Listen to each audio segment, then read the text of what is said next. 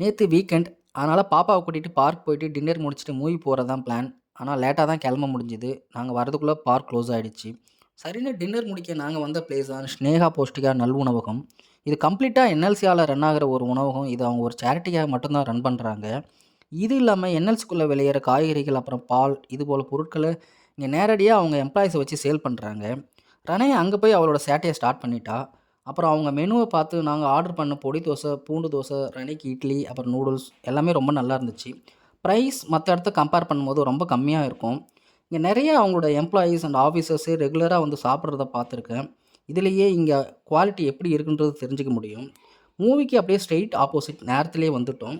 கொஞ்ச நேரம் வெயிட் பண்ணிட்டு, ஓப்பன் பண்ண அப்புறம் கவுண்டர் போய் ஆல்ரெடி புக் பண்ண டிக்கெட்ட காட்டி, பிரிண்ட் எடுத்துட்டு, உள்ள போன உடனே ரனை பாப்கார்ன் காமிச்சு வேணும்னு சொன்னனால, பிக் சைஸ்ல ஒண்ணு வாங்கிட்டு உள்ள போயிட்டோம். நாங்க உள்ள போனப்போ கொஞ்சம் கூட்டம் கம்மியா தான் இருந்துச்சு. முடிஞ்சதுக்கு அப்புறம் தான் தெரிஞ்சது ஹவுஸ்ஃபுல்லா இருந்திருக்குன்ட்டு. இட்லி கடை.